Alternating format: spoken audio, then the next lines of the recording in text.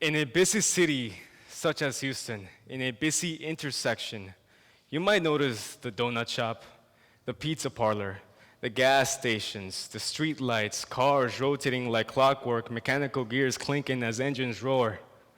Experience it long enough and everything becomes dull. And then life becomes about everything you don't notice. The rust in the lettering of the donut shop, the owner of the pizza parlor who may think that the small business may be enough for their home, the excessive smell of the gasoline as you drive by. You see these artifacts, and in the corner of the streetlight, you may notice a white bike. Few people know the significance of the bike, and even fewer know the name of the person it represents. But you will always see the flowers, lonely, dying, craving for the last sip of water before departure. But they are always there, which is to say, someone, a wife, a mother, a husband, a father, someone put them there. And the average driver, they see the bike, but they don't stop and read the name of the placard, reducing the person the bike represents to nothing more than a ghost story. 630. 630 is a number of white bikes, or ghost bikes are so they're called, that are placed in Houston since August of 2012. Now, don't let that number confuse you to the number of fatalities due to bicycle accidents since August of 2012, for that number is significantly bigger. And I dare to call these 630 people fortunate, because at least they got some type of memorial from it. You see, in this world, after the death of a loved one, it keeps rotating, it keeps moving, people keep moving, the earth keeps rotating, and it feels as if you are the only one just standing still. And through these bikes, you get a representation of an individual. You get their stories, you get what they stood for, and specifically, you get their values. In this next slide, what do you see? What do you see?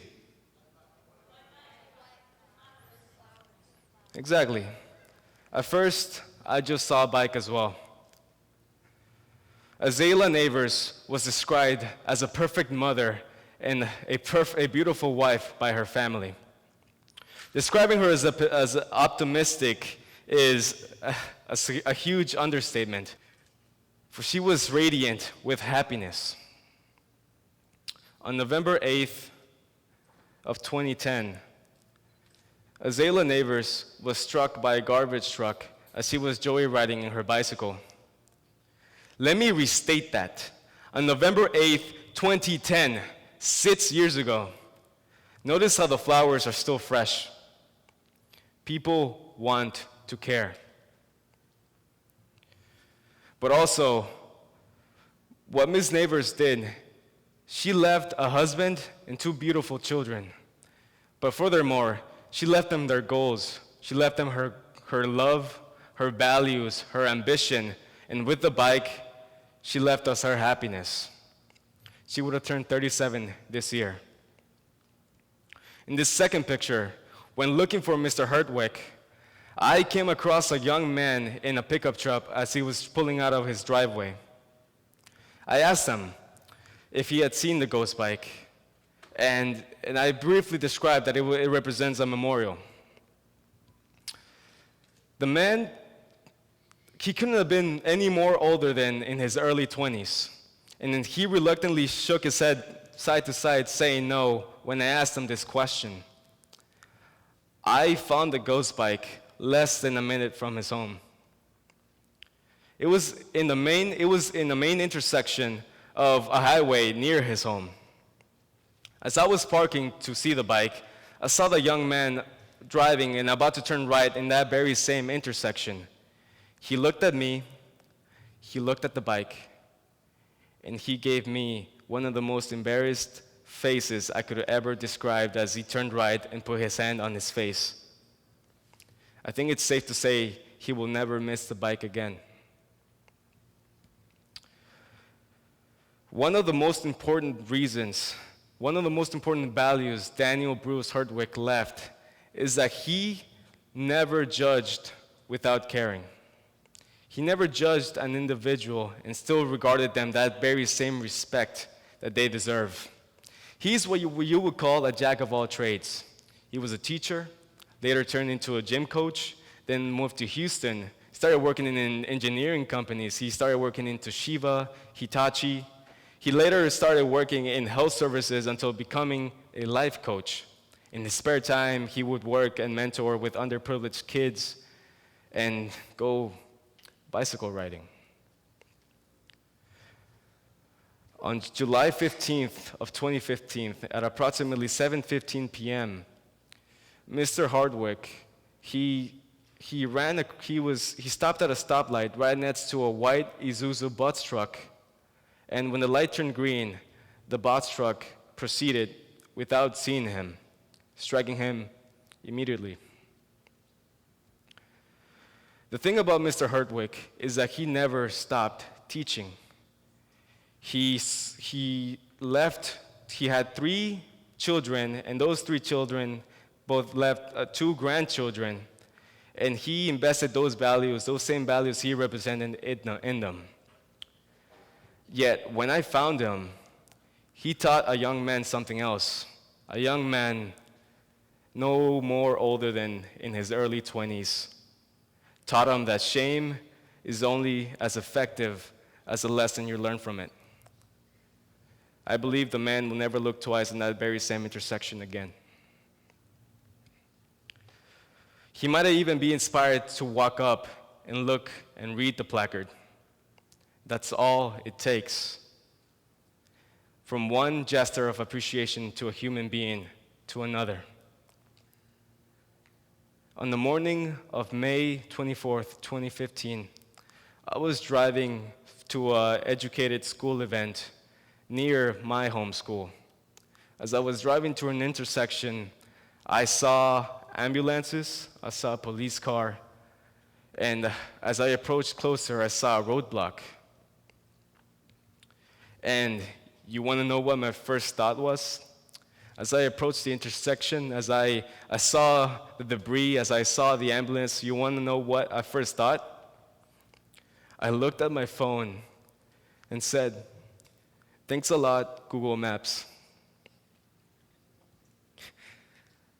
I did a U-turn, went to the event. 4 hours later, I came back, and there was nothing.